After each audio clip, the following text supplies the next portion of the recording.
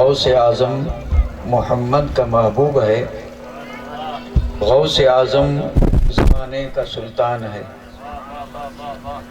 غوث اعظم کی ہر جا مچی دھوم ہے، غوث اعظم کا گھر گھر میں فیضان ہے۔ اس نے چوروں کو دیکھا ولی کر دیا، اس نے چوروں کو دیکھا ولی کر دیا، اور پر خطاؤں کو قطب جلی کر دیا۔ غوث اعظم کی ہے ہر نظر کیمیا، ان کا فرمان خالق کا فرمان ہے، غوث اعظم زمانے کا سلطان ہے۔ اور سارے ولیوں کی گردن جھکائی گئی، سارے ولیوں کی گردن جھکائی گئی، اور مہر ان کے قدم کی لگائی گئی۔ چاہے اوتاد ہو چاہے ابدال ہو، میرے غوث جلی کا مدح خوان ہے، غوث اعظم زمانے کا سلطان ہے۔ اور سنیو یاد ان کی مناتے رہو، سنیو یاد ان کی مناتے رہو، اور نہ رہے یا غوث اعظم لگاتے رہو۔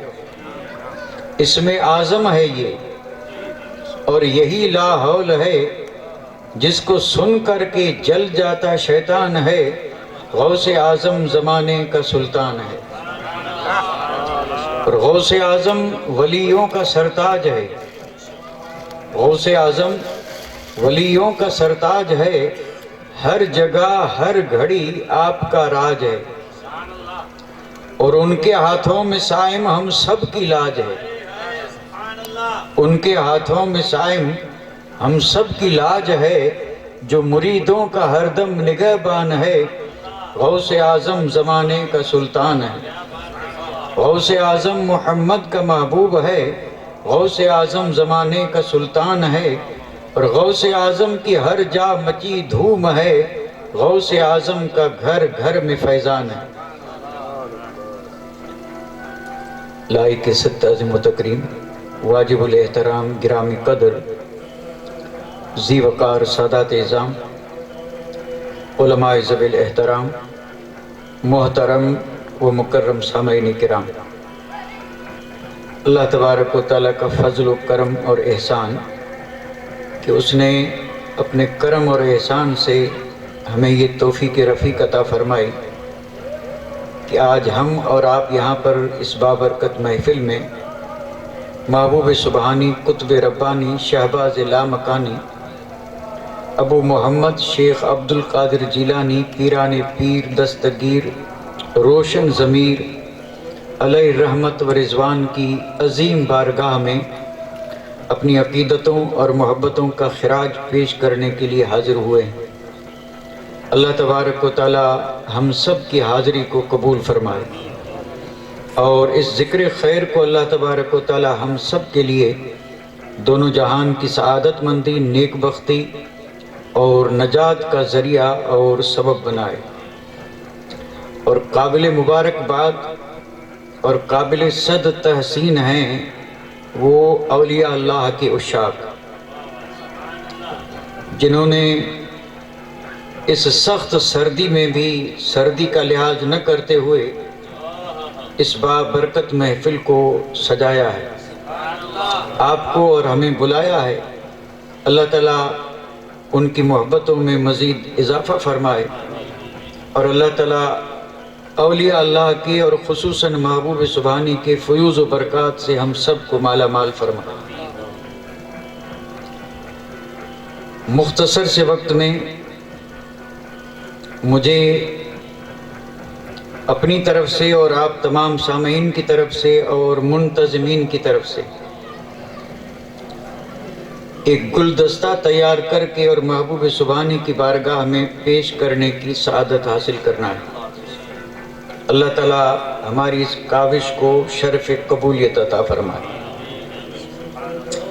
میں بڑے اختصار کے ساتھ اپنی گفتگو کا آغاز کر رہا ہوں، اس امید پر کہ آپ میری اس گفتگو کو توجہ کے ساتھ سماعت فرمائیں گے۔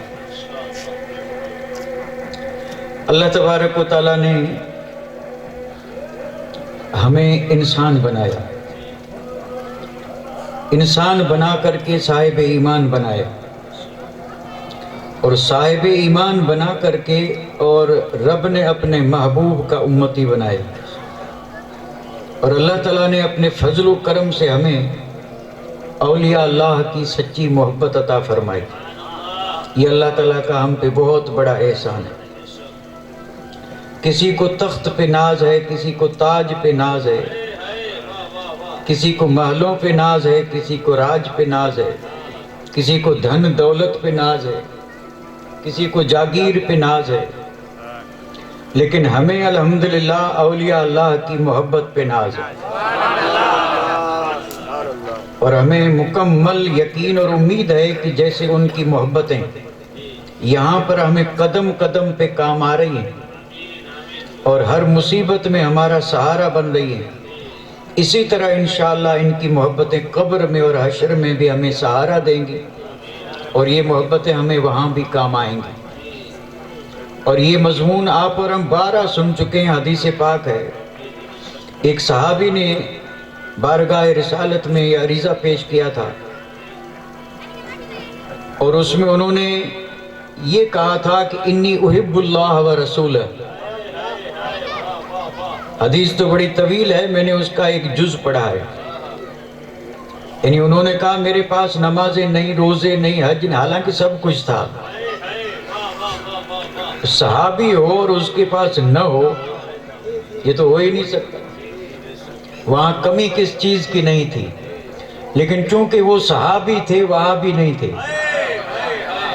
اور صحابی کا عقیدہ یہ تھا کہ نہ طاعت پر، نہ تقوی پر، نہ زہد و اتقا پر ہے، ہمارا ناز جو کچھ ہے محمد مصطفیٰ پر ہے۔ واہ واہ واہ، سبحان اللہ۔ اس لیے انہوں نے کہا کہ مجھے نمازوں پہ، روزے پہ، حج پہ ناز نہیں ہے، مجھے ناز ہے تو یا رسول اللہ ایک تو آپ کی محبت اور ایک اللہ کی محبت۔ تو اس کے جواب میں میرے آقا نے فرمایا انت مع من احببت۔ اللہ اکبر، کتنا عظیم مژدہ سنا دیا، اور ایک ایسا ضابطہ اور قانون دے دیا کہ جس کی جس سے محبت وہ ہوگا اسی کے ساتھ۔ اب دیکھ لیں کس کی کس سے محبت ہے۔ اگر حدیث پاک پر یقین ہے تو پھر دیکھ لیں کس کی کس سے محبت ہے۔ جو جس سے محبت کرے گا اسی کے ساتھ ہوگا۔ تو الحمدللہ ہمیں محبت ہے اللہ کے حبیب سے اور میرے آقا کے سارے صحابہ سے، میرے آقا کے سارے صحابہ سے، اور پھر صحابہ کے صدقے میں تابعین، تبع تابعین، ائمہ مجتہدین۔ اور ہم تو محبت رکھتے ہیں کس سے؟ یعنی اولیاء کاملین اور علماء راسخین سے، اور ہم ہر اس چیز سے محبت رکھتے ہیں جس کی نسبت میرے رسول سے۔ ہم اور کسی چیز کو نہیں دیکھتے، ہم غلام نسبت کے ہیں۔ ہم نے جہاں نسبت دیکھی جھک گئے، اور اللہ تعالیٰ اپنے فضل سے اسی طرح جھکا رکھے، کیونکہ جو اکڑ گیا وہ اکھڑ گیا، اور جو جھک گیا وہ سنور گیا۔ تو اللہ دنیا بھی سنوار دے اور آخرت بھی سنوار دے۔ ذکر اولیاء کا بھی کرنا ہے اور سلطان الاولیاء کا، لیکن چونکہ میرا ایک اپنا معمول ہے اور میں اپنی گفتگو سے پہلے مختصر سی تمہید عرض کیا کرتا ہوں، اور میری تمہید کوشش اس امر کی ہوتی ہے کہ بات کو سمجھنا آسان ہو جائے۔ تو اللہ تعالیٰ نے ہمیں انسان بنایا، یہ تو میں نے عرض کر دیا، اور انسان بنا کر کے کیسی کیسی نعمتیں دی، سبحان اللہ۔ صرف اسی ایک آنکھ کو لے لیں، یہ آنکھ جو ہے جس کے ہمیں کوئی قدر نہیں، اگر قدر ہوتی تو وہی دیکھتے جسے دیکھنے کا حکم دیا گیا، اور اس نعمت کی قدر ہوتی تو ہرگز وہ نہ دیکھتے جس سے روکا گیا۔ اب یہ آنکھ جدھر جی چاہے ادھر بہکتی رہے تو اس آنکھ کا شکر ادا ہی کہاں ہوا؟ کتنی عظیم نعمت ہے آنکھ، ذرا سا غور کرتے چلیں۔ ہے تو بڑی چھوٹی سی، اعضاء کو دیکھیں، کان اس سے بڑے ہیں، باقی سارے اعضاء جو ہیں وہ اس سے بڑے ہیں۔ آنکھ چھوٹی ہے، اور پھر رب نے جسے جیسی آنکھ دی لیکن ہے چھوٹی، بڑی ہو پھر بھی چھوٹی ہے. کہتے ہیں بڑی آنکھ والا، لیکن بڑی ہو کر کے بھی کتنی بڑی، اور اگر حد سے زیادہ بڑھ جائے تو پھر اچھی بھی نہیں لگتی. مقدار میں حسن اسی کو کہتے ہیں، اعتدال کو. اللہ نے آنکھ دی، بہت بڑی نعمت ہے. اچھا آنکھ دی تو آنکھ میں وہ چیز دی جو کسی دوسرے عضو کو نہیں دی.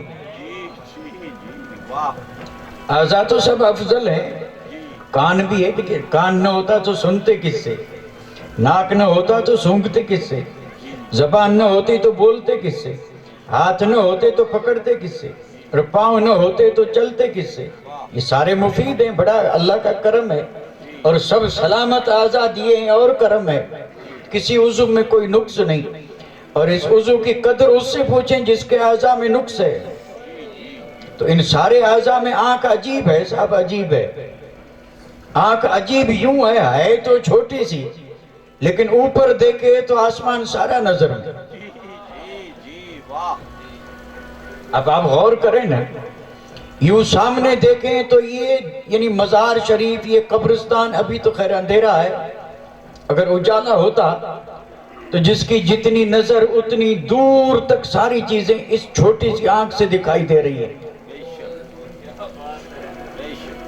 آنکھ تو چھوٹی ہے. اللہ آپ سب کو حاجی بنائے، اور اللہ کرے پابندیاں ختم ہوں اور حاجی نہیں تو عمرہ کر کے چھوٹا حج کر لیں. اور حج جب کریں گے تو عرفات میں جانا ضروری ہے، کیونکہ اسی کا نام حج ہے. عرفات کے میدان میں کسی بلند جگہ پہ کھڑے ہو کے دیکھیں کہ آنکھ میں کتنے لوگ آ گئے. آنکھ تو اتنی ہے نا، اور وہاں آدمی ہیں کم از کم 30 لاکھ، اور 30 لاکھ میں سے میں ایک اندازہ لگا رہا ہوں کم از کم 15 لاکھ تو آ ہی جائیں گے. باقی اگر پیچھے ہیں یا کچھ ادھر ادھر سے پیچھے ہٹ گئے، کیونکہ آنکھ تھوڑا ادھر بھی دیکھ رہی ہے، تھوڑا ادھر بھی دیکھ رہی ہے، سامنے بھی دیکھ رہی ہے. ہم یوں دیکھ رہے ہیں لیکن آنکھ ادھر بھی دیکھ رہی ہے، ادھر بھی، لیکن پیچھے نہیں دیکھتی. پیچھے صرف نبی کی آنکھ دیکھتی ہے. یہ شان نبی کی ہے. خود میرے آقا نے فرمایا، صحابہ کرام پیچھے نماز پڑھتے، میرے آقا نے فرمایا رکوع سجدے سیدھے کیا کرو، میں جیسے آگے دیکھتا ہوں ویسے پیچھے بھی دیکھتا ہوں. اور یہ بخاری شریف کی حدیث ہے. تو فرق ظاہر ہو گیا. فرق آنکھ یعنی آگے سب کی دیکھتی ہے اور پیچھے نہ آنکھ نبی کی دیکھتی ہے. تو اب آپ اندازہ فرمائیں، میں ایک ذہن بنا رہا ہوں آپ کا، سوچئے گا اس پر مجھے کچھ منزل تعمیر کرنی ہے، مال بنانا ہے. مال بنیاد ہو تو مال بنے گا، اور آپ بنیاد ہی میں ساتھ نہیں دیں گے تو نہ معلوم کس دیوار میں الجھ جائیں.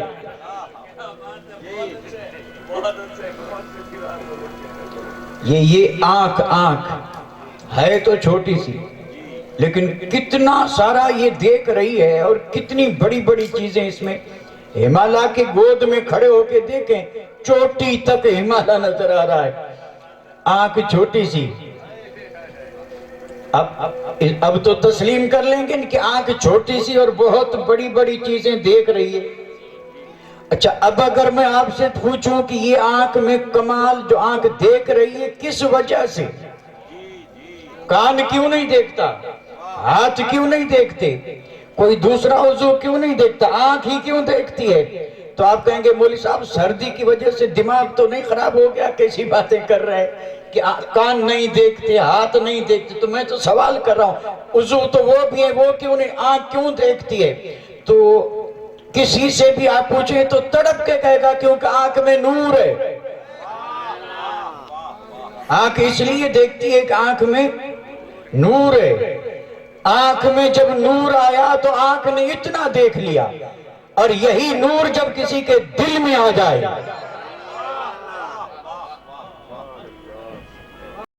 اب یہیں سے راہیں دو بن گئی، ایک ہے آنکھ کا نور اور ایک ہے دل کا نور. آنکھ میں نور آیا تو اتنا سارا ہم سب نے دیکھا، اور جس کے دل میں نور آیا وہ زمین پہ بیٹھ کے لوح محفوظ کو دیکھ رہا ہے، ساری دنیا کو دیکھ رہا ہے. اور وہ اگر نیچے نظر کرے تو تحت سرا تک دیکھ رہا ہے، اور اگر سامنے دیکھے تو حد انتہا تک پوری دنیا دیکھ رہا ہے، ساری دنیا۔ لیکن وہ دیکھ کیوں رہا ہے؟ اس لیے کہ دل میں نور ہے، دل میں نور ہے۔ تو دو باتیں ہو گئی، ایک آنکھ کا نور اور ایک دل کا نور۔ یہ بالکل میں متحقق بات عرض کر رہا ہوں، ایک آنکھ کا نور ہے اور ایک دل کا نور۔ اور اب میں ایک فیصلے کی بات عرض کر رہا ہوں، اسی دل کے نور کو کہتے ہیں نور ولایت۔ فیصلہ یہ ہوا کہ ولایت کیا ہے؟ قرآن پڑھیں، حدیث پڑھیں، بزرگوں سے پوچھیں، مفسرین سے پوچھیں، محدثین سے پوچھیں، علماء راسخین سے پوچھیں، اہل حق سے پوچھیں، بھٹکے ہوئے سے نہ پوچھیں۔ اور بھٹکے ہوئے سے نہ پوچھیں تو کبھی بھول کر کے جاہل سے بھی نہ پوچھیں، پوچھیں ضرور۔ قرآن مجید نے بھی یہی کہا فَاسْأَلُوا أَهْلَ الذِّكْرِ إِن كُنتُمْ لَا تَعْلَمُونَ۔ سب سے مت پوچھنا، اگر پوچھنا ہو تو کسی جاننے والے سے پوچھنا۔ تو جاننے والے سے جب پوچھیں گے کہ ولایت کیا ہے تو کہتے ہیں ولایت نور ہے،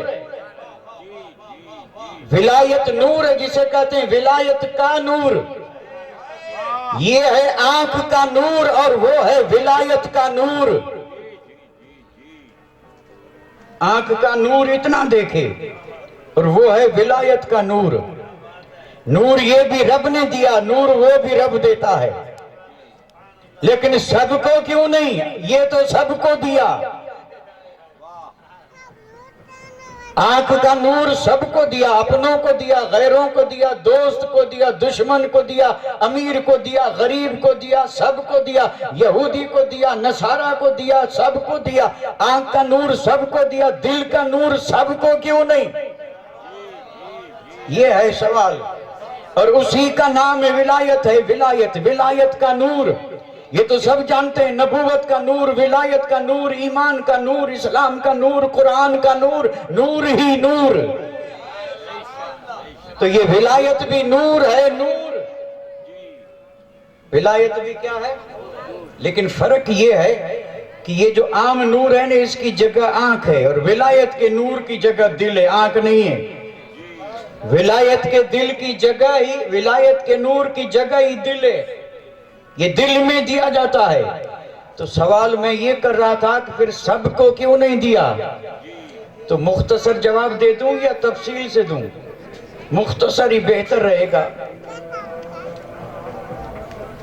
مختصر ہی میں یعنی فائدہ ہے سب کے لیے، اور سب سے زیادہ میرے لیے، کیونکہ منہ میرا ادھر ہے، پیٹھ آپ کی ادھر ہے۔ رات بھر آپ بیٹھ سکتے ہیں، میں آدھا گھنٹہ بھی نہیں بول سکتا۔ اور میں کئی بار آپ سے یہ دیکھو، شکایت نہیں ہے، یہ سردی کا موسم ہے اور یہ سردی جوانی پہ ہے، اور سردی میں کھلے میں بولنا بیماری کو دعوت دینا ہے۔ یہ آپ کی جتنی سردی ہے میرے اندر جا رہی ہے، اور صبح یہاں کف جمے گا، پرسوں بخار آئے گا، اور فون کر کے پوچھ لینا آیا کہ نہیں، کیونکہ میرا تجربہ ہے۔ لیکن چونکہ آپ نے بلایا میں آیا، تو اب یہاں تھوڑے کہوں گا کہ میں تقریر نہیں کروں گا، اس لیے مجبوراً آئے ہیں تو تقریر کرنی پڑے گی۔ لیکن اس موسم میں ایسے کھلے میں کوئی تقریریں ہوتی ہیں صاحب؟ تو اس لیے میں آپ سے کہہ رہا ہوں کہ اختصار سب کے لیے بہتر ہے، اس میں آپ بھی خوش نظر آئے، یہ بات میری آپ کو بھی پسند آئی، مختصر والی آپ اس پر آپ بھی تھوڑا مسکرائے۔ سب سمجھتے ہیں لیکن اس کو زیادہ سمجھتے ہیں، کیونکہ ہر آنے والا مقرر یہی کہتا ہے مختصر، اور پھر بڑھاتا اتنا ہے کہ طویل ہونے کی بھی حد نہیں، کہتا ہے مختصر اور کر دیتا ہے بہت طویل۔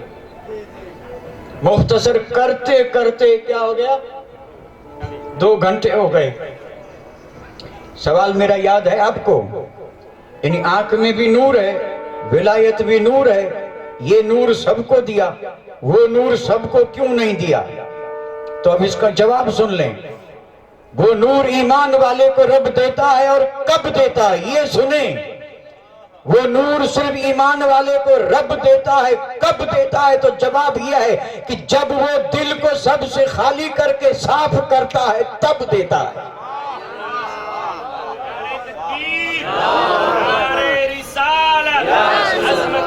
یہ میرا جملہ پھر سے سن لیں، ولایت نور ہے، رب دیتا ہے، کب دیتا ہے؟ دل ہو خالی تب دیتا ہے۔ اور اگر دنیاوی چیزوں میں سے ایک بھی چیز ہوگی تو یہ ولایت کا نور اندر آئے گا نہیں، کہے گا نکال اس کو پھر آؤں،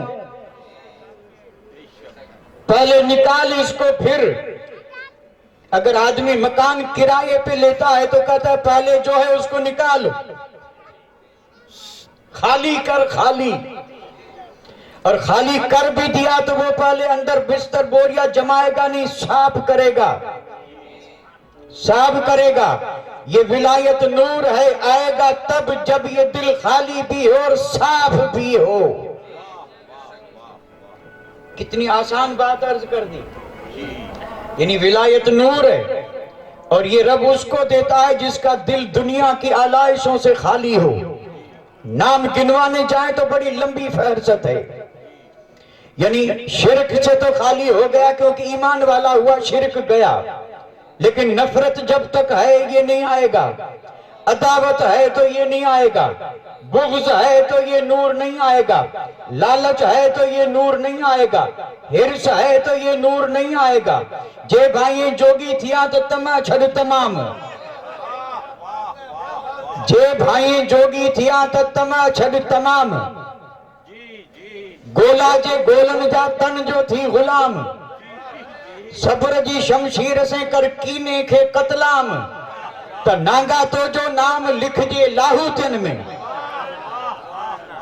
کیا بات خاتم صاحب، کیا بات۔ جی جی جی جی، یعنی ان سب چیزوں کو پہلے نکالنا پڑے گا، اور رب کی توفیق سے جب نکل گئی تو اب اندر جھاڑو دینا ہے، کلر لگانا ہے، صاف کرنا ہے۔ ذرا سا بھی کچرا نہ رہے، مکان صاف ہوگا تو اب سامان لے آؤ بھرو، اب گھر پاک بھی ہو گیا، صاف بھی ہو گیا، خالی پہلے ہوا، پاک بعد میں ہوا۔ آپ اور ہم جب صاف کیے بغیر گھر میں نہیں رہتے تو دل صاف کیے بغیر ولایت کا نور کیسے آئے گا؟ اب اصل بنیاد مقصد پہ آ رہا ہوں، آپ اولیاء اللہ کی تاریخ اور سیرت پڑھیں۔ ولی وہی بنے ہیں جنہوں نے یہ دو کام کیے ہیں۔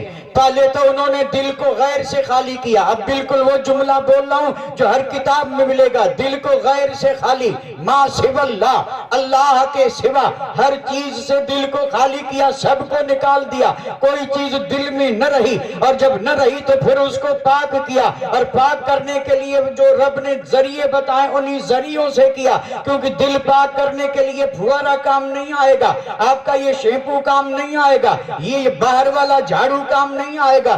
دل کو صاف کرنے کے لیے ذریعے بھی اللہ کے رسول نے دے دیے ہیں، اور اس ذریعوں میں سے ایک ذریعہ یہ ہے کہ ذرا آنکھ میں سے خدا کے خوف میں آنسو بہا، یہ آنسو بہائے گا تو دل دھل جائے گا۔ سبحان اللہ۔ غیر اللہ کو نکالا، خشیت الہی سے آنسو بہائے، دل دھلتا رہا، اور دل جب دھل کر کے بالکل ہوا پاک، تب رب نے فرمایا بندہ اب تو میرا ولی ہے، میرا قریب آ، ولایت کا نور دیتا ہوں۔ اب جب یہ ولایت کا نور ولی کے دل میں آیا تو اب ولی دیکھتا ہے اسی نور سے، اور اسی نور سے جب دیکھتا ہے تو اب اس کے لیے دور نزدیک، رکاوٹ، رات دن، اندھیرا اجالا کوئی شے نہیں ہے، وہ جدھر دیکھے سب دیکھ لیتا ہے۔ تو یہ بات تو اتنی تو سمجھ میں آئی کہ نہیں آئی؟ یعنی آنکھ کا نور رب نے سب کو دیا کیونکہ یہ اس کا کرم ہے، جانوروں کو بھی دیا، کیڑے مکوڑے کو بھی دیا۔ اسی پہ اگر کوئی فخر کرے تو اس میں کمال کون سا ہے؟ جس آنکھ سے تو دیکھ رہا ہے اسی گائے بھی دیکھ رہی۔ جی جی جی، اب اس میں اگر تو نے دیکھا تو تیرا کمال کیا ہے؟ کمال تو تیرا یہ ہے کہ جو گائے نہ دیکھے وہ تو دیکھے، جو دوسرے آنکھ والے نہ دیکھیں۔ سانپ نہیں دیکھتا کیا؟ سانپ بھی تو دیکھتا ہے نا، تو آدمی دیکھتا ہے تو سانپ ہی کی طرح، اور کیا ہے؟ سانپ کا کام آدمی کر رہا ہے، سانپ نے دیکھا ڈس لیا، اس نے بھی دیکھا تو ڈس لیا۔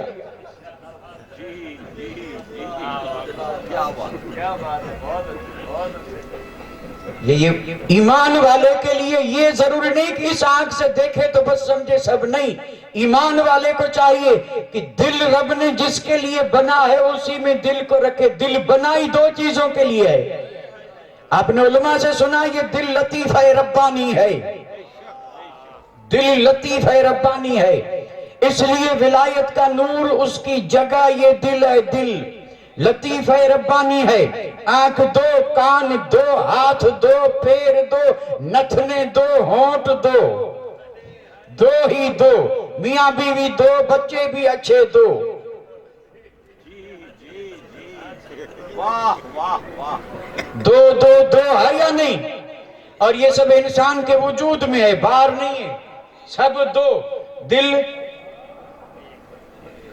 دو ہوتے تو کتنا اچھا ہوتا، جیسے پلین کے دو انجن ہوتے ہیں، ایک فیل ہو جائے تو دوسرا کام آ جائے، تو اللہ تعالیٰ نے دل دو رکھ دیے ہوتے، ایک بند ہو جاتا تو دوسرا کام کرتا، تو نہیں مرتے نا، مرتے تو صحیح، دوسرا بند ہو جائے تیسرا کہاں سے لاتے ہیں؟ لیکن دل ایک ہے۔ اس میں اولیاء اللہ نے اس کی وضاحت کی ہے کہ دو دو جتنے ہیں بندے سب تیرے لیے ہیں، اللہ ایک ہے، دل ایک ہے، وہ اللہ کے لیے ہے۔ نعرہ تکبیر، نعرہ رسالت، عظمت مصطفیٰ، جشن غوث اعظم، واہ واہ واہ واہ واہ، سبحان اللہ۔ دل ایک ہے، ایک، اور ایک ہے بھی ایک کے لیے، اور ایک اللہ ہے، تو دل میں رہے تو اللہ رہے، باہر چاہے جو کچھ رہے کوئی پرواہ نہیں، دل میں اللہ رہے۔ اور یہ کیسے رہے تو بزرگوں نے کہا جیسے کشتی پانی میں رہتی ہے۔ کشتی کہاں رہتی ہے؟ پانی میں، اور اگر وہی پانی اندر آ گیا تو یہ چیز تو آپ مجھ سے زیادہ جانتے ہوں گے نا، کیونکہ آپ سمندر کے قریب ہیں۔ سمندر کے قریب تو نہیں، کچھ کی کھاڑی کے قریب ہے، اور اسی کو لوگ سمندر سمجھ بیٹھے، یہ کچھ کی کھاڑی ہے، سمندر تو بہت دور بہ رہا ہے، اور اسی میں تو دھوکہ کھا جاتے ہیں۔ اب اس کو سمندر سمجھ بیٹھے، سمندر نہیں ہے بھائی، یہاں آ کر کے، آپ کے یہاں آ کر کے تو یہ ختم ہو گیا۔ سمندر بھی کبھی کوئی ختم ہوا؟ ساری دنیا کو گھیر لیتا ہے، اب یہ کھاڑی ہے اور اسی کو سمندر سمجھ لیں تو اب یہی ہے، نہیں، ہمارا حال بھی یہی ہے کہ ہم جو حقیقت ہے اس پہ غور نہیں کرتے، اور جو سمجھ میں آیا اسی کو سب کچھ سمجھ لیا۔ نماز پڑھتے نہیں، قرآن پڑھتے نہیں، تسبیح پڑھتے نہیں، مجلس کو سب سمجھ لیا، مجلس کر لی تو سمجھ لو سب کر لیا، سب تھوڑے ہو گیا۔ مجلس اپنی جگہ پہ، نماز اپنی جگہ پہ، روزہ اپنی جگہ پہ، حج اپنی جگہ پہ، زکوٰۃ اپنی جگہ پہ، ایسا تو ہے نہیں کہ زیادہ مجلسیں کر کے سمجھ لیں کہ سب کر لیا، سب نہیں بھائی، سب اور ہے، دریا اور ہے، کھاڑی اور ہے، نماز اور ہے، مجلس اور ہے، اللہ اور اس کے رسول کے حکم کو ماننا اور ہے، اور من مانی کرنا اور ہے، اللہ من مانی سے بچائے۔ تو یہ دل ایک ہے، اور یہ دل ہے اللہ اور اس کے رسول کے لیے۔ دل میں رہیں صرف دو چیزیں، خدا کی یاد رہے، مصطفیٰ کی محبت رہے۔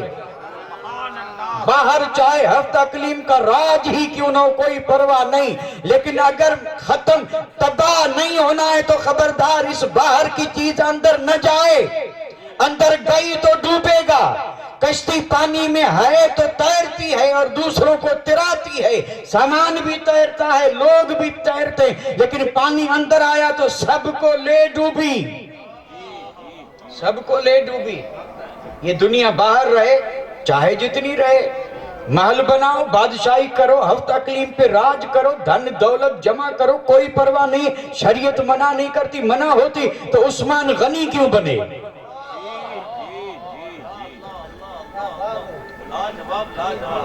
اور بادشاہی کرنا منع ہوتا تو میرے آقا نے تخت مدینے میں قائم کیوں کیا، اسلامی حکومت؟ اور یہ تخت و تاج یہ منع ہوتے تو امیر معاویہ نے بیڑا بنا کر کے فتح کیوں کیے ملک؟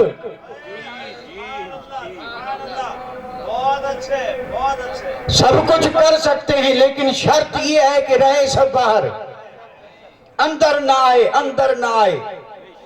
کیونکہ اگر یہ اندر آیا دنیا کی چیزیں، اب گننے کی ضرورت نہیں بھائی، گنیں گے کیا، ہمارے تو دل اس سے بھرے پڑے ہیں، بھرے پڑے ہیں۔ اور جو نہیں ہے اس کی بھی لالچ ہے کہ یہ بھی وہ بھی اتنا اتنا اس جیسا اس جیسا، چوری ڈاکہ زنی لوٹ مار کچھ بھی ہو، یہ آ جائے وہ آ جائے، ہر وقت اسی فکر میں لگے کہ یہ نہیں ہے وہ نہیں ہے، دل اٹکا ہے تو اسی میں اٹکا، لٹکا تو اسی میں لٹکا، پھنسا تو اسی میں پھنسا، رات دن اسی چکر میں پھنسے ہیں۔ حالانکہ مومن کا دل اس لیے نہیں تھا، مومن کا دل اس لیے تھا کہ اندر اللہ کی یاد رہے، مصطفیٰ کی محبت رہے، اور باہر چاہے جو رہے۔ ضمن میں بات عرض کر دوں ایک، حالانکہ میں تو یہی چاہتا ہوں کہ اسی طرح گفتگو ہوتی رہے اور وقت اپنا جو ہے وہ پورا ہو جائے، اور ہو جائے گا انشاءاللہ، لیکن چونکہ بات پہ بات آتی ہے تو کرنا پڑتا ہے، اس لیے کر رہا ہوں۔ یعنی یہ جو کشتی میں پانی آیا تو کشتی ڈوبی، اور دنیا دل میں آئی تو آدمی ہلاک ہوا، نہ ادھر کا رہا نہ ادھر کا رہا، بالکل حقیقت میں اسی نے تو تباہ کر دیا ہے۔ اندر نہیں آنا چاہیے، باہر چاہے جتنی دولت رہے، اس پر میں بات عرض کر رہا ہوں، غور سے سنیں، اور وہ بھی میں بات کر رہا ہوں تو بات کے انداز سے نہیں، اپنی بات ثابت کرنے کے لیے۔ نام لوں گا تو آپ کے چہرے پہ رونق آئے گی تو میں سمجھوں گا کہ آپ کو معلوم ہے، اور اگر چہرہ نہیں کھلا تو سمجھوں گا کہ معلوم نہیں ہے۔ ایک بزرگ ہیں جن کا نام ہے حضرت معروف کرخی۔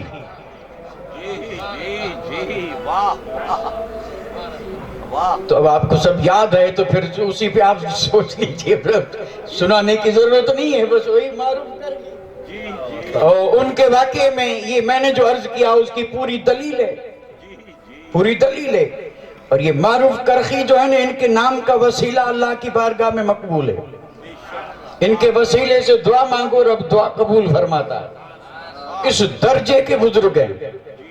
وقت میں بڑا چرچا تھا، بڑی شہرت تھی، ایک صاحب نے سنا، اور جب سنا تو میں عرض یہ کر رہا تھا کہ حضرت معروف کرخی کا بڑا چرچا تھا، بڑی شہرت تھی، تو کسی نے سنا اور یہ بڑی عقیدت اور محبت لے کے اور چلے زیارت کرنے، اور حضرت معروف کرخی کے شہر میں جو پہنچے پتہ چلا، پوچھا کہ ان کا گھر کہاں، تو بتانے والوں نے بتا دیا کہ اس گلی میں یا اس راہ میں آگے حضرت معروف کا گھر ہے۔ یہ بزرگ جب وہاں پہنچے تو گھر کے باہر انہوں نے عجیب منظر دیکھا۔ وہ منظر یہ تھا کہ آپ کا جو استبل تھا، یعنی جس میں گھوڑے باندھے جاتے ہیں، وہ استبل جو تھا اتنا بہترین کہ اس میں اوپر جو سایہ تھا، شامیانہ تھا، وہ ریشم کا کپڑا، اور وہ گھوڑے سب تازی تھے، تازی یعنی نمبر 1 گھوڑے تھے، دنیا میں مشہور گھوڑے، اور گھوڑوں کے گلے میں جو زنجیریں تھی وہ سون کی، اور وہ زنجیریں جن کھوٹیوں سے بندھی تھی وہ چاندی کی، پورا استبل ایسے گھوڑوں سے بھرا پڑا۔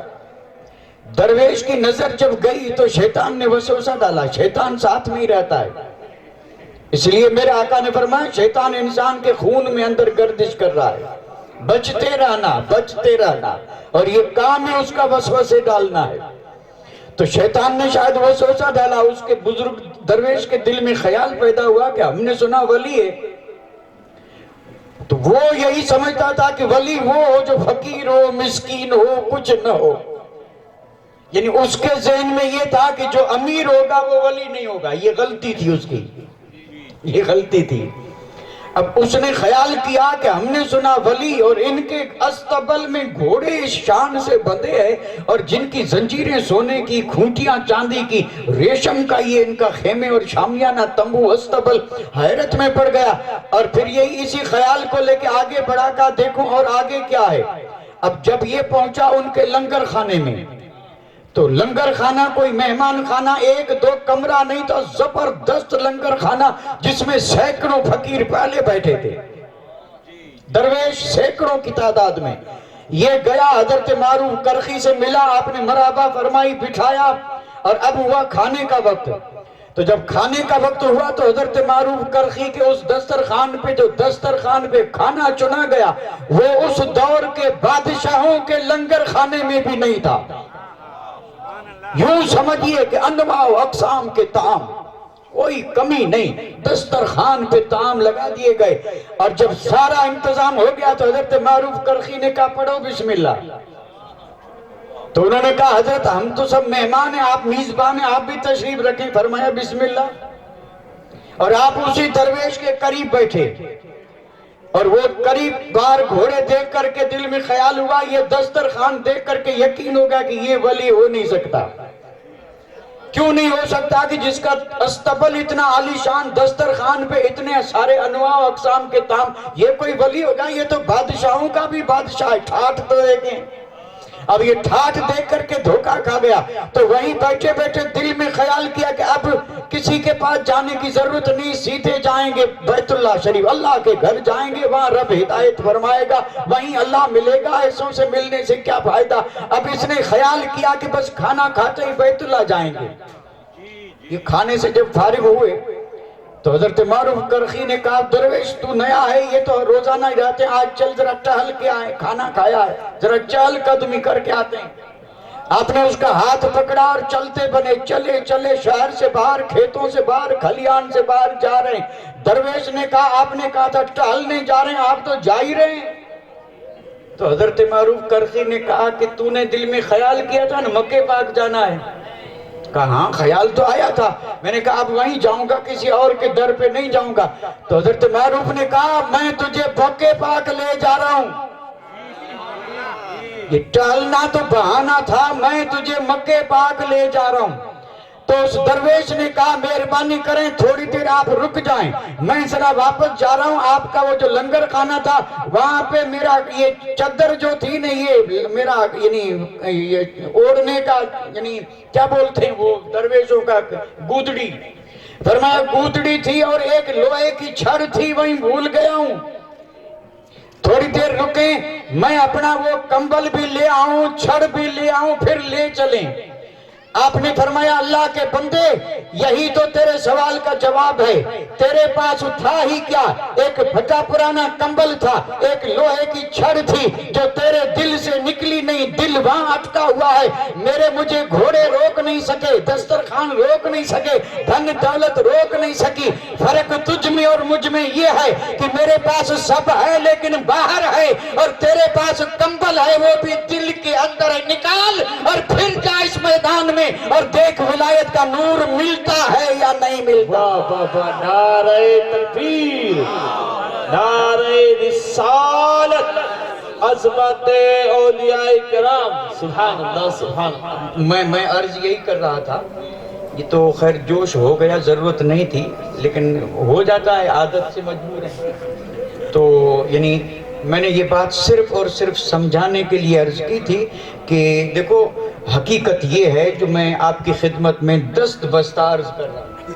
اور مجھے امید ہے کہ آپ نے بھی اس پہ ضرور غور کیا ہوگا، اور آپ الحمدللہ سمجھنے والے ہیں، اور یعنی ایسا تو ہے نہیں کہ بات سمجھانے پر بھی نہ سمجھیں، ایسا ہرگز نہیں ہے۔ دیکھو اللہ نے نور دیا ہے آنکھ میں، یہ آنکھ کا نور ہے، اور اللہ نور دیتا ہے دل میں جس کا نام ہے ولایت کا نور، اسی کا نام ولایت ہے، ولایت نور ہے، آپ اور ہم بھی بولتے ہیں نور ولایت، نور ولایت، اس نور کی جگہ آنکھ ہے اور نور ولایت کی جگہ دل ہے، اور یہ دل میں نور رب کب دیتا ہے؟ تو میں نے صرف جملہ بولا تھا ایسا آسان کہ یہ کب دیتا ہے، اور یہ رب تب دیتا ہے جب اس دل کو پہلے غیر سے خالی کریں، خالی کر کے اسے صاف کریں، اور جب یہ خالی بھی ہو گیا صاف بھی ہو گیا تو اللہ تعالیٰ یہ نور ولایت والا اس بندے کو عطا کرتا ہے، اور جب یہ نور اس کو مل گیا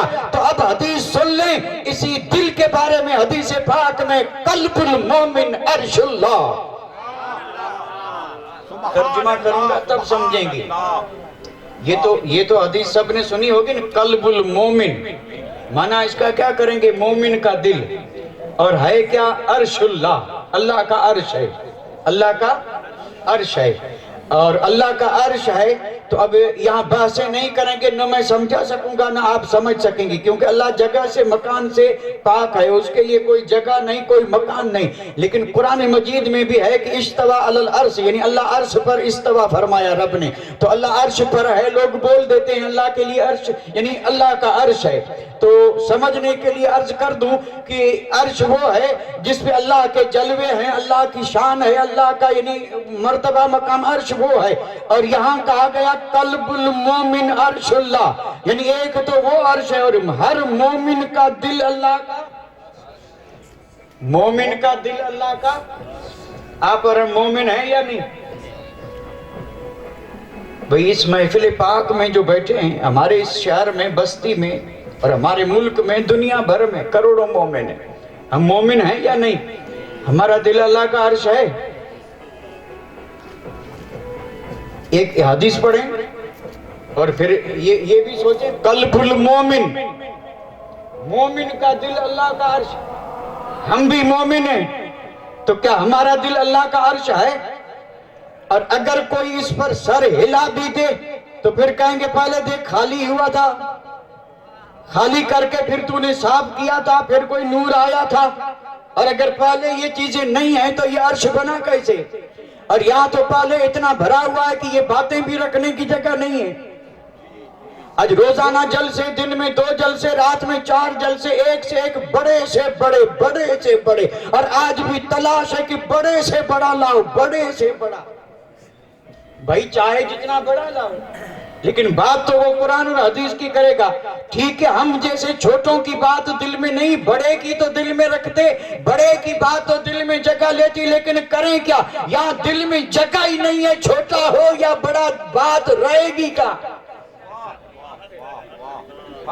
کوئی بھی چیز رکھنے کے لیے اگر بھری ہو تو خالی کرنا پڑے گا، یعنی کوئی چیز پہلے بھری ہو اور پھر اس میں کچھ رکھنا ہو تو کچھ تو خالی کریں گے تب نہیں۔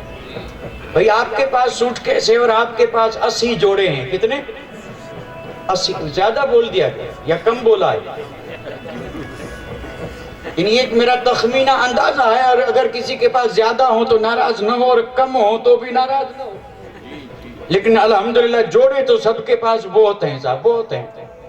اور وہ سوٹ کیس میں آپ نے کیا کرتے ہیں اس کو؟ پریس میں پریس کر کے جمع کے رکھ دیے، پھر سوچتے ہیں آج یہ پہننا ہے، کل وہ پہننا ہے، یہاں جانا ہے تو یہ پہننا ہے، وہاں جانا ہے تو وہ پہننا ہے، اور سوٹ کیس آپ کا بھر گیا، اور درزی صاحب نے آپ کی 4-5 جوڑیاں پھر بنا کے بھیج دی، اس کو یقین ہے کہ سلائی بھی ملے گی، کپڑے کے دام بھی ملیں گے۔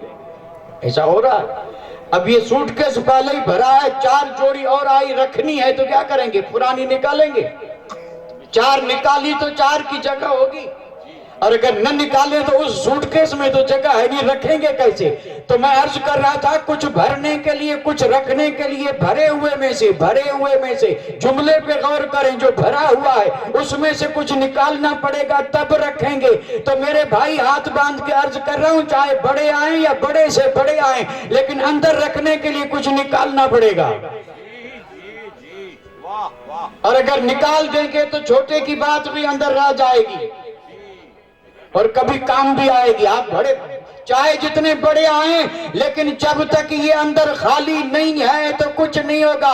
اور یہ نور ولایت تو تب آئے گا جب غیر سے بالکل کر دیں خالی، اور جب غیر سے خالی کر دیں تو پھر کریں صاف، اور جب اندر ہو گیا صاف تب آتا ہے نور ولایت۔ سبحان اللہ۔ اور جب نور ولایت آیا تب حدیث میں فرمایا کہ اب اس مومن کا دل اللہ کا عرش ہے۔ اور علمی بات عرض کر دوں، جملہ یاد رہے یا نہ رہے، مومن سے مراد عام مومن نہیں ہے، مرد کامل مراد ہے، یعنی وہ مومن جس کا ایمان بھی مکمل ہو اور جس کی پرہیزگاری بھی مکمل ہو، وہ کامل مومن مراد ہے۔ جیسے کہ کچھ لوگ کہتے ہیں سور المومن شفاء، مومن کا جھوٹا پاک ہے، شفا دیتا ہے، اس میں بھی لوگ بھول کر لیتے ہیں، پہلے مومن کو دیکھیں، منہ تو دیکھیں، شفا بنے گا کیسے؟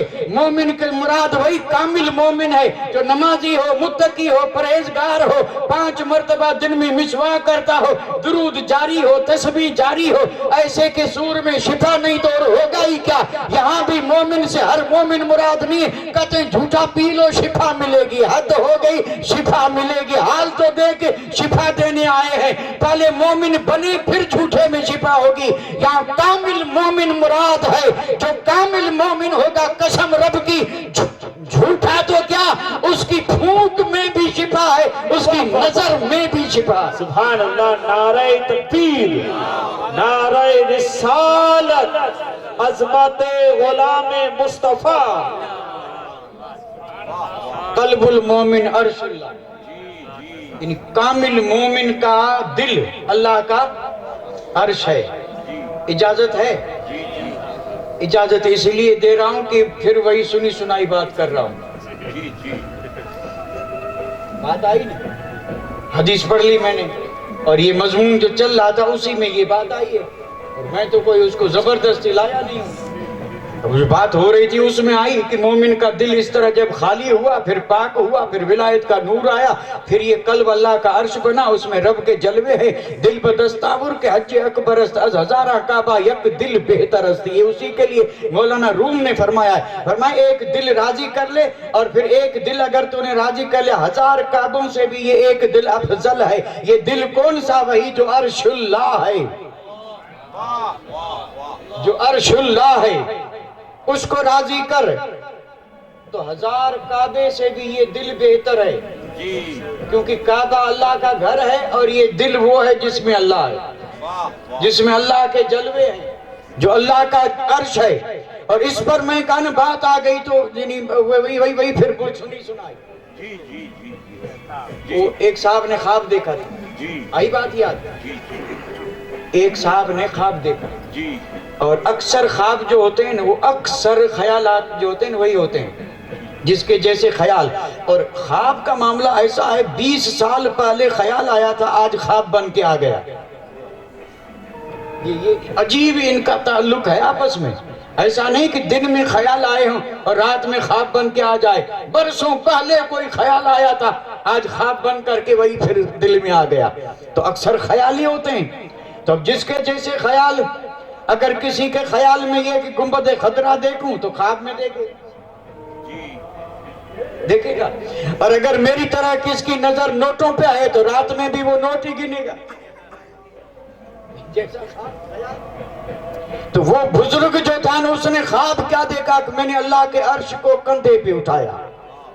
اب خواب تو دیکھ لیا، تعبیر کون کرے؟ تو علماء کرام جو تھے، ظاہری علماء، گیا ان کے پاس، بھئی خواب دیکھا ہے، تعبیر بتا دیں۔ کہا کیا دیکھا؟ کہا میں نے یہ دیکھا کہ میں نے اللہ کا عرش اپنے کندھے پہ اٹھایا۔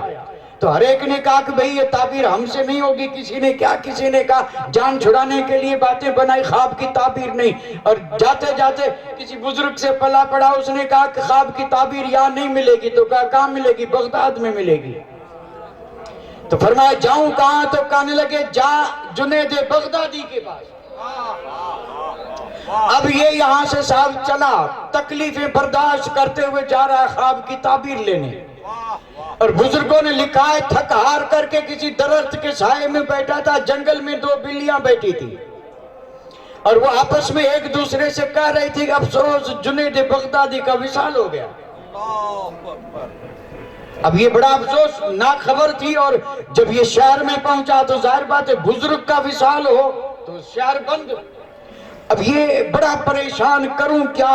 خواب کی تعبیر لینے آیا، جنید بغدادی کا وصال ہو گیا، لیکن پھر سوچا آیا تو ہوں تو کم از کم کندھا دے کر کے جنتی تو بن جاؤں، کیونکہ یہ بھی مسلمہ حقیقت ہے، واقعے بھی ہیں کہ جو ایسے اہل دل جو ہیں، جن کا دل جو اللہ کا عرش ہے، ایسے کہ جنازے کو کندھا دیں تو وہ جنتی ہو جاتے ہیں۔ اس نے سوچا آیا ہوں تو کم از کم کندھا تو دے دوں، لیکن بھیڑ اتنی تھی، جگہ نہیں ملی۔ ہر آدمی یہی سوچ، اس پر میرے پاس واقعات بہت ہیں اس پر فٹ کرنے کے، لیکن آج نہیں کروں گا، کوئی ضرورت نہیں، آپ صرف اس کو سمجھ لیں، قلب المومن عرش اللہ۔ اس نے سوچا کندھا دے دوں جنتی بن جاؤں، لیکن جگہ کہاں ملی؟ جگہ نہیں ملی صاحب۔ اور یہ بھیڑ تھی، جگہ نہیں ملی، اور جنازہ جا کے قبرستان میں داخل ہوا. سوچا اب تو گیا کام سے، یہ پایا ملے یا نہ ملے، کم از کم نیچے خالی ہے، اندر گھس کے نیچے ہی کھڑا ہو جاؤں، یہی قبول ہو جائے تو بس ہے. کندھا تو پائے کو کندھا نہ دے سکا، کہیں سے کھسک کر کے گھس گیا، اور حضرت جنید بغدادی کا گہوارہ جو تھا اس کے نیچے جب گیا تو دل میں خیال پیدا ہوا کہ اے جنید، کہیں سے دور سے چلا تھا، خواب کی تعبیر لینے آیا تھا، اور آپ نے تعبیر نہیں دی اور اس سے پہلے وصال ہو گیا، اب کروں کیا؟ تو اس نے دل میں خیال کیا تھا ولی وہ ہے جو وفات کے بعد بھی دل کا خیال جان لے، اور یہ وہی کر سکتے ہیں جن کا دل ہو عرش اللہ. خیال ہوا کہ میں اتنی دور سے آیا خواب کی تعبیر لینے، جنید کا تو وصال ہو گیا. تو جنید نے گہوارے سے آواز لگائی، ہائے ہائے واہ واہ واہ واہ واہ. جنید بغدادی نے کہا اللہ کے بندے گیا ہوں تو کیا ہوا، لیکن تعبیر صرف زبان سے نہیں، تعبیر عمل سے بھی دکھا کے جا رہا ہوں. اس وقت تو جس چیز سے نیچے ہے یہ اللہ کا عرش ہے، اور تو اسی کو اپنے سر پہ اٹھائے ہوئے ہے، یہی تو اللہ کا عرش ہے. فرمایا کیا تو نے پڑھا نہیں قلب المومن عرش اللہ، مومن کا دل اللہ کا عرش ہے. جنید بغدادی گرچہ لوگوں کے بیچ میں رہتا تھا لیکن جنید کا دل اللہ کا عرش تھا، اور ابھی تو نے گویا اللہ کے عرش کو اپنے کندھے پہ اٹھایا ہے. نعرہ تکبیر، نعرہ رسالت، فیضان غوث اعظم. یہ ہیں جنید جن کا قلب ہے عرش اللہ. 250 سال تقریباً پہلے جنید بغدادی مریدوں کے بیچ میں بیٹھے ہیں، واعظ و نصیحت فرما رہے ہیں. اچانک آپ نے ان وصیت اور اس نصیحت کے درمیان فرمایا تھا بل علی راسی و عینی، فرمایا نہیں بلکہ میرے سر میری آنکھوں پر. مریدین نے کہا اگلے پچھلے کلام سے کوئی تعلق نہیں، یہ بلا واسطہ اور یہ بلا فصل بیچ میں کلام آیا کہاں سے؟ بل علی راسی و عینی. تو جنید بغدادی نے فرمایا مجھ سے 250 سال بعد ایک شخص آئے گا، ایک اللہ کا ولی آئے گا، نام عبد القادر ہوگا، سر پہ غوثیت کا تاج ہوگا، بغداد کا شہر ہوگا، مسجد کا منبر ہوگا، اولیاء کی جماعت میں وہ آنے والا اللہ کا بندہ یہ کہے گا کہ قدمی حاضی علی رکبت کل ولی اللہ، ساری دنیا کے ولی گردنیں تب جھکائیں گے. جنید آج ہی جھکا کے کہہ رہا ہے کہ غوث اعظم آپ کا قدم کندھے پہ نہیں بلکہ میری آنکھ پہ اور میرے سر پہ. اللہ، نعرہ تکبیر، نعرہ رسالت، فیضان اولیاء. سبحان اللہ سبحان اللہ. آپ نے سوچا یہ بات میں نے یہاں کیوں کی ہے؟ یعنی میں کون سی بات کر رہا تھا اور پھر یہ بات میں نے کیوں کی؟ آپ نے شاید نہیں سوچا، اور اگر نہ سوچا ہو تو میں اس کا حل بتا دوں. قلب المومن عرش اللہ، مومن کا دل اللہ کا. اور جنید بغدادی نے فرمایا کہ میرا دل اللہ کا. تو جنید بغدادی اس شان کے ہیں جو کہیں میرا دل اللہ کا عرش ہے، اور جس کا دل اللہ کا عرش ہو وہ جس کے قدم اپنے سر اور آنکھ پہ رکھے اس کے دل کا عالم کیا ہوگا. جنید بغدادی جیسی ذات جن کا دل قلب عرش اللہ، اور وہ خود کہیں کہ میں اس مقام پر ہو کر کے بھی جو آنے والی ذات ہے وہ اتنی عظیم ہے اور اتنی زبردست ہے کہ وہ آئی نہیں، پھر بھی میں کہتا ہوں کہ آپ کا قدم میرے کندھے پہ نہیں بلکہ میری آنکھ اور میرے سر پہ. تو اندازہ فرمائیں اس محبوب سبحانی قطب ربانی شیخ عبد القادر جیلانی پیران پیر دستگیر کے قلب کا عالم کیا ہوگا. سبحان اللہ سبحان اللہ. بہت ان کی عظمتوں کا عالم کیا ہوگا. جی جی جی جی. اب 5 منٹ اور ہیں. کتنے؟ اور اس پر جو میں بات عرض کرنے جا رہا ہوں وہ ہو سکتا ہے شاید 10 منٹ ہو جائے، تو شاید 5 منٹ سے کوئی فرق نہیں پڑے گا. یعنی آپ کے لیے تو ویسے بھی کوئی فرق ہی نہیں پڑے گا انشاءاللہ. اللہ توفیق دے، کوئی حرج نہیں ہے. محفل پاک ہے، رحمتیں برکتیں برس رہی ہیں، اور یہ اللہ کے محبوب بندوں کا ذکر ہو. سبحان اللہ. اور ہم اور آپ اس کے تو عاشق اور شیدا ہی ہیں. اور اہل بیت کے دیوانے جو ہیں وہ گھبراتے نہیں صاحب. دیکھیے یہ ذہن میں رکھیں.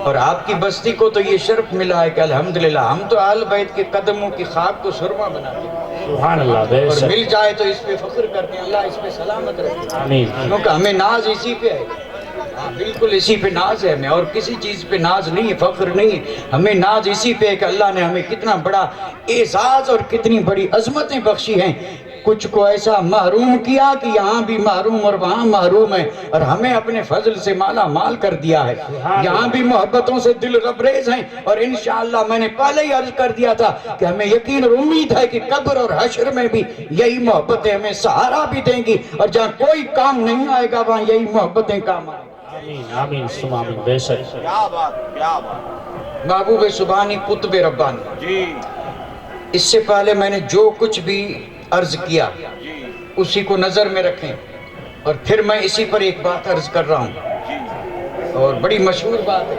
جی یعنی یہ جو کچھ میں نے کہا نا اس کو ثابت کرنے کے لیے، ثابت کرنا بھی ضروری ہے نا، یعنی جب دل میں ولایت کا نور آیا تو اس نور سے وہ کتنا دیکھتا ہے، کتنا سنتا ہے، کتنا سمجھتا ہے، کتنا جا سکتا ہے، کیا کر سکتا ہے، اور کیسے کیسے دنیا کو یعنی برکتیں رحمتیں دے سکتا ہے، یہ ساری چیزیں اسی ایک واقعے میں ہیں، اور واقعہ میں نے کہا نا بڑا مشہور ہے، غالباً ہر سال آپ سنتے ہیں، اب سنیں میں بڑی جلدی سے بولوں گا، جتنا جلدی بول سکتا ہوں اتنا جلدی بولوں گا، آہستہ بھی بولوں گا جلدی بھی بولوں گا۔ غوث اعظم کے ایک مرید کا بیان ہے، اس مرید نے کہا آدھی رات کا وقت ہوا، غوث اعظم اٹھے، اور اٹھے تو میں نے سوچا شاید وضو کی حاجت کی ضرورت ہے، غوث اعظم آگے میں پیچھے، میں نے لیا لوٹا، یہ مرید کہہ رہے ہیں میں لوٹا لے کر کے پیچھے چلا، خادم تھا وضو کرواتا تھا، فرمایا لوٹا لے کر کے پیچھے چلا تو غوث اعظم کو اگرچہ علم تھا لیکن مڑ کر کے نہیں دیکھا، جا رہے ہیں، اور جا رہے ہیں تو کیا ہوا، مدرسے کا دروازہ خود کھلا، غوث اعظم نکل گئے، میں بھی نکلا، اور پھر مدرسے کے دروازے سے نکل کر کے پھر شہر کی بازار سے ہوتے ہوئے شاہی دروازے پہ پہنچے، جس کے اوپر بڑی کنڈیاں بڑے تالے لگے تھے، غوث کا قدم پڑا، کنڈی بھی کھلی، تالا بھی کھلا، اور شاہی گیٹ بھی کھلا، غوث اعظم نکلے، مرید نے کہا میں نے بھی نکلا، مڑ کر کے دیکھا تو دروازہ بھی بند، کنڈی بھی بند، تالا بھی بند۔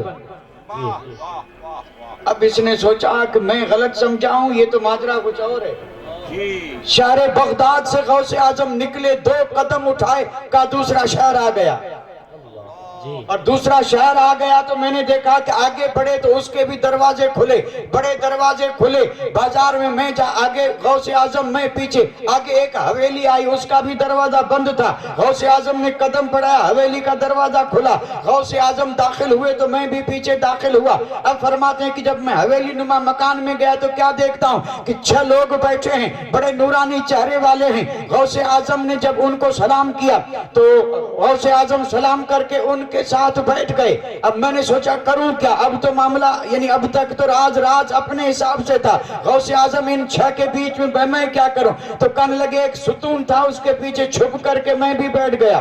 اب میں بیٹھا ہوں، 6 وہ بیٹھے تھے، غوث اعظم بھی بیٹھے ہیں، اور اچانک دروازے میں سے ایک آدمی آیا، اس نے سلام ضرور کیا لیکن وہ وہاں رکا نہیں، آگے حجرہ تھا اس میں رونے کی آواز آ رہی تھی، اور یہ آنے والا سیدھا وہاں چلا گیا، اس حجرے میں جا کر کے پھر اس نے کیا کیا، ایک میت کو اپنے ہاتھوں پہ اٹھایا اور لا کے غوث اعظم کے سامنے رکھ دیا۔ غوث اعظم کے سامنے جب رکھا تو غوث اعظم نے یوں ہاتھ سے اشارہ کیا، اشارہ کرتے ایک آدمی آیا جس کے بال بھی بڑے تھے، مونچھیں بھی بڑی تھی، غوث اعظم نے کہا جلدی کرو بال سنوارو، سنت کے مطابق داڑھی کرو، بال کرو، فوراً کیا گیا۔ غوث اعظم نے جب اتنا کر کے نظر ڈالی، نظر ڈال کر کے وہ 6 جو بیٹھے تھے ان سے کہا یہ تمہارا 7واں، اب تم اپنی اپنی ڈیوٹی پہ جاؤ۔ غوث اعظم اٹھے، اب اس غوث کے مرید نے کہا، خادم نے کہا عجیب معاملہ ہے، پوچھنے کا وقت نہیں ہے، یہ ہو کیا رہا ہے؟ غوث اعظم واپس چلے تو یہ پیچھے پیچھے، اس نے بھی اس وقت سوچا تھا کہ اگر ذرا بھی بعد میں پیچھے رہا تو نہ معلوم کون سا شہر ہے، کہاں رہ جاؤں، پہنچنا میرے بس میں نہیں، اتنا آیا اس لیے تھا کہ پیچھے تھا۔ سبحان اللہ اللہ سن لیں، जुमला सुन ले, याद कर ले, और इस पीछे को अगर समझ ले तो कसम रब की, ये पीछे जाने वाला ऐसा नहीं था कि जिसके लिए दरवाजे खुले, ये पीछे जाने वाला नहीं था जिसके लिए जमीन सिमटे, ये पीछे जाने वाला ऐसा नहीं था कि जिसके लिए आसानियां हो, ये तो सिर्फ अगले के कदमों को देख के जा रहा था। इसलिए तो फरमाया गया कि तुम सरापा को मत देखो, कदमों पे नजर रहे। अगर हाथ में हाथ दिया है, किसी को सच्चा मुर्शिद बनाया है, तो फिर अब तुम्हें उनके कदम को देखना है। जहां वो कदम रखे वहां तुम रखो। शर्त यह है कि शरीयत में रखे। जी जी जी, सुभान अल्लाह। और जाहिर बात है जो शरीयत में न रखे मुर्शिद ही नहीं होगा। जी जी जी और ये मैंने इसलिए कहा, हो सकता है कोई सवाल भी कर बैठे। जी तो हालात ऐसे है ना। अच्छा ठीक है, रवानी टूट गई, टूटनी नहीं चाहिए। जी। अब उसने सोचा कि जल्दी जल्दी चलूं वरना दरवाजा बंद हो गया तो पता नहीं कितनी दूर है बगदाद, कहाँ, ये कौन सा शहर। अब जल्दी, पहले आस्ते, अब जल्दी, अब जल्दी। यानी इतना होने के बावजूद भी पीछा नहीं छोड़ रहा है। अल्लाह अकबर। अब वो जैसे पहले दरवाजे खुले, फिर खुलते रहे, बंद होते रहे। गौसे आजम के मदरसे का दरवाजा खुला, फिर गौसे आजम अपने हुजरे में गए, मुरीद अपनी जगह पे गया। गौस जिक्र में है और ये फिक्र में। जी। वाह फिक्र ये थी कि ये चंद लम्हों में ये हुआ क्या। जी जी गौसे आजम गए कहाँ, वो शहर कौन सा, अच्छा बैठे थे वो कौन, आया वो कौन, मैयत लाया वो किसकी। अब इसी फिक्र में, टेंशन में, परेशानी में तहज्जुद पढ़ी गई, फजर पढ़ी गई, और फिर लगा गौसे आजम का दरबार। वाह सुभान अल्लाह, सुभान अल्लाह, बेशक। नाराए तकबीर, अल्लाहु अकबर, नाराए रिसालत, या रसूल अल्लाह। और मैं तो यहाँ पहुँच करके अर्ज कर दूं, जिन बुजुर्गों ने देखा है उनसे पूछें, वो उस वक्त लगा था तो फिर न लगे, ऐसा नहीं, आज भी लगा है वो दरबार। बेशक, सुभान अल्लाह, बहुत। 24 घंटे वही धूम है। अल्लाह अकबर। जाके देखें बगदाद में मेरे गौस का दरबार, रब सबको दिखा दे। आमीन। जरा हल्की कहिए। अब ये फिक्र में है। और सुबह जब दरबार लगा, महबूब सुबानी कुतुब रब्बानी की नजर जब उस पे गई तो मुस्कुराए, क्योंकि अंदर की परेशानी को ताड़ लिया। फरमाया बेटा परेशान लग रहे हो, क्या बात है। कहने लगे बात क्या है, आप तो जानते हैं बात, फिर पूछ रहे हैं कि बात क्या है, ये रात में हुआ क्या, गए कहाँ। तो आपने फरमाया मजमा बर्खास्त होने दे फिर बताऊंगा। अब लोग जब चले गए तो करीब बुलाया, आपने फरमाया मैं बगदाद में था और फिर वहां से मैं चला, तू मेरे पीछे था, हम गए थे नाहवंद। नाहवंद ईरान में 1 महीने की मसाफत। आदमी घोड़े से जाए तो 1 महीने में पहुंचे, और गौस 2 कदम में पहुंच गए। अर्शुल्लाह, अर्शुल्लाह, विलायत अल्लाह का नूर है, नूरे इलाही। अल्लाह अकबर। इसी का नाम है नूरे विलायत। जिसको मिले उसके कदम का ये हाल। फरमाया नहावंद था, फिर हवेली में हम पहुंचे, वहां जो 6 बैठे थे ये बदल थे, बदल जो 7 होते हैं। फरमाया ये बदल थे और ये कुल 7 होते हैं, और ये 7 खंड हैं। हर खंड में एक राज करता है, एक एशिया में, एक अफ्रीका में, एक यूरोप में, एक अमेरिका में, एक ऑस्ट्रेलिया में। हुकूमतें चाहे सैकड़ों क्यों न हो, बादशाहतें चाहे हजारें क्यों न हो, लेकिन उसी एक खंड का राजा वही बदल है। राज उसी के हाथ में है, और उस पर जो बरकतें आ रही है, जो नेमतें आ रही है, वो उसी अल्लाह के बंदे के सदके में आ रही है। इसका नाम बदल है। और ये गलत फहमी दूर कर ले, बदल और है, अब्दाल और है। सुभान अल्लाह, सुभान अल्लाह। अल अब्दाल अर्बऊन रिजालन कुल्लुहुम बिशाम बिहिम युस्का बिहिम युनतसर बिहिम युरद्दुल भला। अल्लाह अकबर। ये अब्दाल है, ये बदल है, ये 7 होते हैं। हर खंड में एक। गौसे आजम ने फरमाया ये बदल होते इंसान हैं, होते आदमी हैं, किसी न किसी बिरादरी से होते हैं। वहाँ बिरादरी का सवाल नहीं है, यहाँ तो जो आगे चले, जो दिल साफ करे, उसी का मामला है। फरमाया ये बदल है, इंसान है, इनकी भी विलादत हुई थी, इनका भी विशाल हुआ। 7 होते हैं, 6 बैठे थे, 7वां हुजरे में था, उसका आखिरी वक्त था, सकरात का आलम था, उसकी रूह निकलने वाली थी। इसलिए ये 7 खंड छोड़ करके यहाँ جمع ہوئے تھے اس کے وصال کے اوپر، یہ 6 یہاں بیٹھے، 7واں اندر، اور روح نکلنے والی تھی، اور میں بغداد سے چلا چونکہ مجھے انتظام کرنا تھا، کیونکہ ساری دنیا کا نظام میرے ہاتھ میں، سبحان اللہ، بے شک بہت عمدہ، سبحان اللہ، دنیا کے سارے ولیوں کا نظام میرے حال میں، قطب ہو یا ابدال ہو یا اوتاد ہو، نجیب ہو نقیب ہو، سارے کے سارے، سارے کے سارے محبوب سبحانی کی ماتحت فرمایا 6 یہاں بیٹھے تھے، 7ویں کا وصال ہوا، اور جو بعد میں آئے وہ حضرت خضر تھے، حضرت خضر آئے، ڈیوٹی نبھائی، اس کی میت کو لا کے میرے سامنے رکھا اور کہا کہ اس کو کفن دفن کی بات بعد میں کریں، پہلے انتظام کریں، کھنڈ تباہ نہ ہو جائے، یہاں پہ کسی کو بدل بنا دیں، پہلے بدل بنائے۔ غوث اعظم نے فرمایا میری نظر اٹھی اور اٹھتے ہی پڑی قسطنطنیہ پہ، قسطنطنیہ میں بھی کسی مومن پہ نہیں، نمازی پہ نہیں، حاجی پہ نہیں، غازی پہ نہیں، کسی مجاہد پہ نہیں، مجوسی پہ نظر پڑی، ہاتھ سے اشارہ کیا، مجوسی یہاں تھا، بال بھی بڑے تھے، مونچھیں بھی بڑی تھی، اور سب کچھ کاٹ کر کے برابر کر کے میں نے کلمہ بھی پڑھایا، خدا سے بھی ملایا، ابدال بھی بنایا، بدل بھی بنایا، اور یہی ہے غوث اعظم کی شان۔ سبحان اللہ، نعرہ تکبیر، نعرہ رسالت، شان اولیاء۔ اسی لیے تو بزرگوں نے کہا اس نے چوروں کو دیکھا ولی کر دیا، پرخطاؤں کو قطب جلی کر دیا۔ غوث اعظم کی ہے ہر نظر کیمیا، ان کا فرمان خالق کا فرمان ہے، غوث اعظم زمانے کا سلطان ہے۔ سبحان اللہ، بہت عمدہ، واہ، فرمایا میں نے اسے بدل بنا دیا، اور بدل بنا کر کے یہ جو 6 بیٹھے تھے ان سے میں نے کہا یہ تمہارا 7واں، اور میں بغداد پہنچوں یا نہ پہنچوں تم اپنی ڈیوٹی پہ پہنچو۔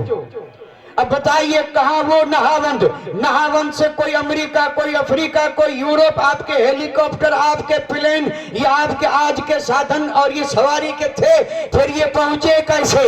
اور یہ پہنچے ایسے کہ قلب المومن عرش اللہ، جس کا دل ہو عرش اللہ، اس کے قدم میں یہ طاقت ہے کہ ایک قدم میں چاہے تو یہاں سے امریکہ پہنچ جائے۔ سبحان اللہ، بے شک بہت عمدہ، اسی کا نام ہے ولی کی طاقت، جی جی جی، اور یہ طاقت آنکھ والے نور سے نہیں ملتی، یہ طاقت آنکھ والے نور سے تو کس سے ملتی ہے؟ دل والے نور سے، اور دل والا نور ملتا ہے پہلے غیر اللہ سے خالی، اور پھر اس کو کریں صاف، 2 چیزیں ہوں گی تو ملے گا، جب تک غیر کی کوئی چیز اندر رہے گی یہ نور، اس لیے بزرگوں نے جو بھی کیا ہے سب اس دل کو پہلے کیا کیا؟ خالی کرنا، اور خالی کر کے پھر پاک کرنا، اور اگر یہی نہ ہوتا تو چلے کیوں کیے؟ جی جی، غوث اعظم نے کتنی ریاضتیں کی، سبحان اللہ، کتنے ختم پڑھے، ایک پاؤں پہ کھڑے ہو کے کتنے قرآن پڑھے، اللہ، کتنے دنوں تک نہیں کھایا، کتنے دنوں تک نہیں پیا، 40 سال تک علم پڑھا، سبحان اللہ، بے شک، پہلے علم پڑھا، علم پڑھنے کے لیے ماں کی جدائی برداشت کی، تکلیفیں اٹھائی، کیوں؟ اس لیے کہ عمل بعد میں ہے، علم پہلے ہے، جی جی، بے شک، عمل بعد میں، علم پہلے، علم نہیں ہوگا تو عمل نہیں کر سکتے، عمل نہیں کریں گے تو ترقی نہیں ہو سکتی، ترقی نہیں ہو سکتی تو عروج نہیں سکتا، عروج نہیں ہوگا تو یہ مقام نہیں مل سکتا، مقام نہیں ملے گا تو ولایت نہیں ملے گی، اور ولایت نہیں ملے گی تو عرش اللہ بھی نہیں ہوگا، اللہ، بے شک، بے تو شک، فرش اللہ ہو جائے تو بھی اچھا ہے۔ جی جی جی، آپ اندازہ فرمائیں، یہ اللہ کا فرش ہے جس پہ ہم بیٹھے ہیں، یہ فرش بھی اللہ کا ہے، تو یہ فرش ہے بس اسی پہ رہیں، لیکن عرش اللہ اسی کا بنتا ہے جو یہ منزلیں طے کرتے ہیں، یعنی پہلے دل کو خالی پھر صاف، اور میں نے بالکل وضاحت سے عرض کر دیا کہ شریعت منع نہیں کرتی، آپ چاہے جتنا مال جمع کریں، بادشاہی کریں، حکومت کریں، تخت تاج دھن دولت مال، آپ ارب پتی کھرب پتی کروڑ پتی لکھ پتی پدم پتی خدم جو بھی ہے، آگے کے نام آپ لیتے جائیں مجھے معلوم نہیں ہے، میں تو یہی تک سن چکا ہوں، یعنی یہ دیکھا تو نہیں سنا ہے، یعنی یہ گنتی جو ہے نا، یہ گنتی پدم اور اس کے آگے بھی ہوگی، لیکن یہاں تک لوگ اکثر جانتے ہیں، آگے تو اللہ بہتر جانے، اور جہاں تک میرا خیال ہے جن کے پاس دھن ہے وہ بھی کہتے ہیں ہمارے پاس معلوم نہیں کہ کتنا دھن ہے، جب کوئی گنتی ہوتی تو بتا دیتے، گنتیاں تھک گئی، اتنا دھن بھی ہو تو بھی شریعت منع نہیں کرتی، شریعت تو یہ کرتی ہے کہ چاہے جتنا رہے لیکن باہر رہے، چاہے جتنا رہے لیکن باہر رہے، تو اندر کون رہے؟ اللہ اور اس کا رسول صلی اللہ علیہ وسلم۔ وما علینا الا البلاغ وآخر دعوانا ان الحمدللہ رب العالمین۔